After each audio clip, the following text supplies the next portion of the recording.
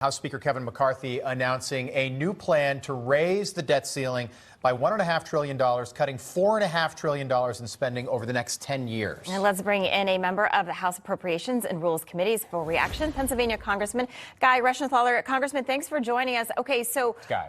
It is just I know you always say just call me Guy. Guy. That's right. I can't do that. All right, so let's talk about this because McCarthy obviously wanting to cut a lot, even take some of this unused pandemic money. What do Americans need to know about this? But what Americans really need to know is that the plan that Speaker McCarthy and House Republicans came up with, it's reasonable, it's sensible, it's responsible. Chuck Schumer, on the other hand, has failed to have any plan put into place. He might say he wants a clean debt ceiling. He doesn't have the votes for that, and he knows it. Joe Biden, the oldest man in Washington, D.C., is acting like an absolute petulant child, refusing to negotiate with Speaker McCarthy. So we have an actual plan in place, and this is a good plan. It limits spending, and it takes us just back to FY22 levels, fiscal year 22 levels.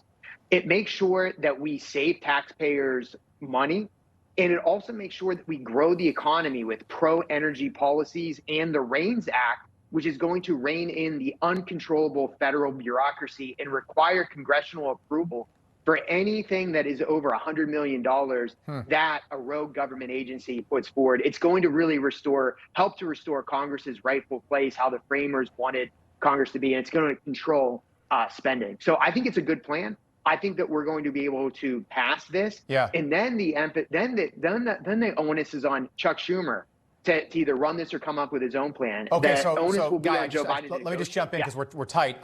Do you think that ultimately Biden McCarthy can work something out, and do you think that Schumer will then play ball? If we pass this product, which I think we will, if we pass the Limit, Save, and Grow Act, which I think we will next week, it's going to force Biden to negotiate with Speaker McCarthy. And it's going to put pressure on Chuck Schumer to either negotiate, run this bill, or have some other bill that's run that's not a clean debt ceiling raise, which is our ultimate goal. We just want to make sure we have spending reforms if we're going to raise the debt ceiling. Okay. All right. I do want to move on, sir. Pennsylvania Senator John Fetterman returning to Capitol Hill. Take a listen to him yesterday during a subcommittee hearing.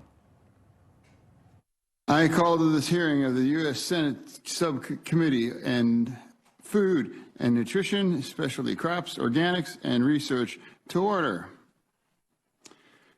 Chairwoman Stabenow. Good morning. Americans like about Chloe Jor from the town of Northeast in Pennsylvania tells me that his victim was skimming. All right, Congressman, this is hard to watch, and obviously we want him to be healthy and well. Is he fit to serve?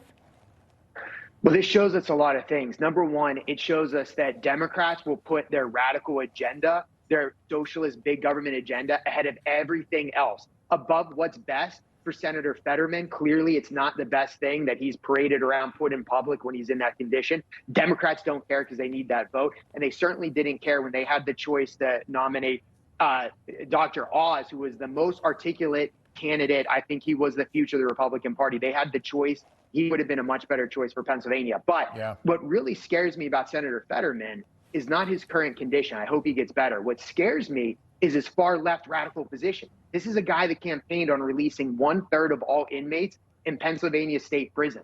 This is a guy who wants to ban fracking, who supports the decision to ban the Keystone XL pipeline. It's his policies that scare me more. Congressman, good to see you. Guy Reschenthaler, You too, Pennsylvania. Rob. We'll pick this conversation up again soon.